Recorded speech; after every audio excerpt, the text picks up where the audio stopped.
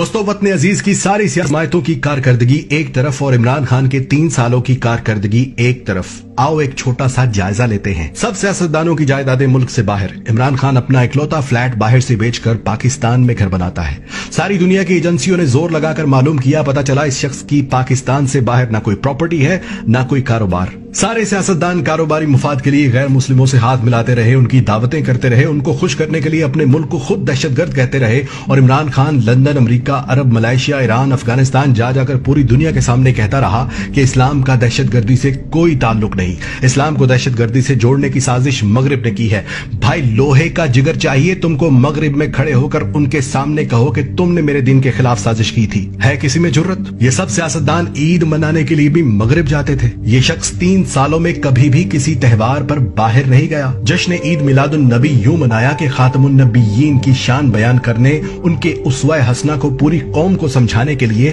رحمت للعالمین اتھارٹی بنا دی، جس سے پہلی بار 12 ربیع الاول پر سرکاری طور پر نبی پاک صلی اللہ علیہ وآلہ وسلم کی ولادت پر اسمبلیوں میں چراغاں کیا گیا، درود شریف صلوات کی آوازیں گونج رہی تھیں۔ لاہور کو پیرس بنانے والوں نے سود پر ادھار پیسہ لے کر لاہور میں اورنج ٹرین میٹرو بس تو بنا دی، جس کا قرض ہم آئندہ 30 سالوں تک بھی اتارتے رہیں گے، مگر اسی اورنج ٹرین کے آس پاس دور دراز سے آئے لوگ فٹ پاتھ پر سوتے رہے۔ سخت سردی میں بے یار و مددگار بے گھر لوگ ٹھٹھرتے رہے، نہ کوئی سیاستدان آیا ان کے پاس، نہ کسی چیف جسٹس نے نوٹس لیا تھا۔ پھر اسی عمران خان نے وہاں پر پناہ گاہیں بنا دی، مفت کھانا بیت المال سے کھلا رہا ہے، ہزاروں لوگ مستفید ہو رہے ہیں، اور اب کم سے کم کوئی غریب، کوئی پردیسی سخت سردی میں فٹ پاتھ پر نہیں سوتا یا بھوکا نہیں رہتا۔ سیاستدان اپنا علاج لندن میں، امیر اپنا علاج پرائیویٹ اسپتالوں میں کرواتے تھے، اور غریب کو سرکاری اسپتال کے چکر لگانے کے لیے چھوڑ دیا گیا، جہاں کسی غریب کو معمولی آپریشن کی تاریخ بھی 3 مہینے کی دی جاتی تھی۔ 2 رستے ہوتے تھے غریب کے پاس، یا تو وہ کسی سے لاکھوں روپے ادھار لے، زیور بیچے، گھر بیچے اور پرائیویٹ اسپتال میں جائے،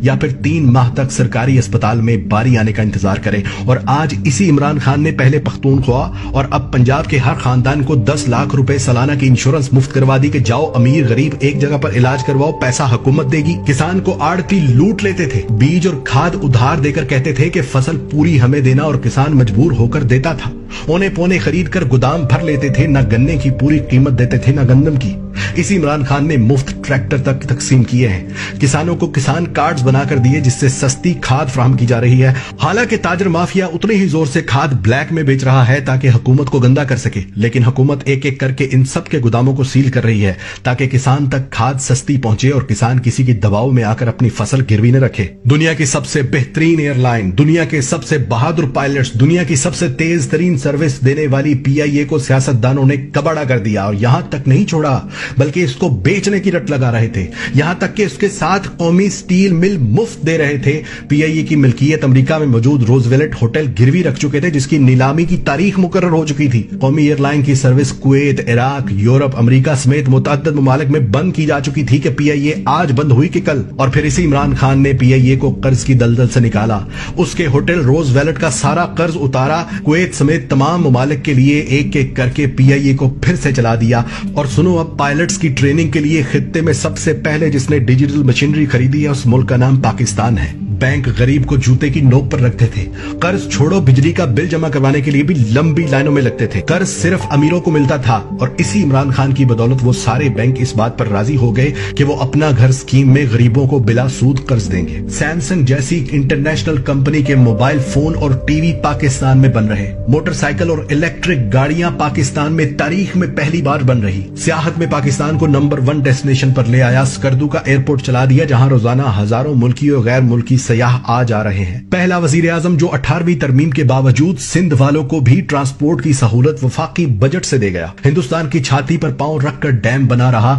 گلگت بلتستان کو پاکستان کا آفیشلی حصہ بنا دیا، افغانستان اور امریکہ کی 20 سال سے چل رہی جنگ ختم کروا دی، پردیسیوں کے لیے روشن ڈیجیٹل اکاؤنٹس کھولنے کی سہولت دے دی، نادرا کے باہر لگی لمبی لائنیں ختم کر دی، کسی پرائیویٹ انشورنس کمپنی کے طرز کے دفاتر بنا دیے جہاں عورتوں مردوں کے لیے علیحدہ انتظار گاہیں، ایئر کنڈیشنڈ की सहूलत, नए दरख्त लगाना तो दूर, यहाँ हजारों दरख्तों के रोजाना काटने की खबरें चलती थी। वहां आज करोड़ नहीं, अरब नहीं, खरब दरख्त लगा रहे हैं, जिससे दुनिया पाकिस्तान को शाबाश दे रही है। और जो पाकिस्तान 3 साल पहले तक सिफारती महाज पर अकेला हो चुका था, उसी पाकिस्तान की एक आवाज पर 56 ममालिक के सरबराहान OIC का इजलास अटेंड करने पाकिस्तान आ गए। आज तक की सबसे ज्यादा एक्सपोर्ट इन 3 सालों में हुई, आज तक की सबसे ज्यादा रेमिटेंस इन 3 सालों में आई, आज तक की सबसे ज्यादा तेज इंडस्ट्री इन 3 सालों में शुरू हुई। अब मुझे बताओ कि मैं इमरान खान को किस चीज के लिए ब्लेम करूं? अमीर गरीब को एक निसाब देने के लिए, परदेशियों को वोट डालने का हक देने के लिए, किसान को फसल का पूरा मुआवजा देने के लिए, अरबों से अपने परदेशियों से बराबरी का सलूक करने की दरख्वास्तें करने के लिए,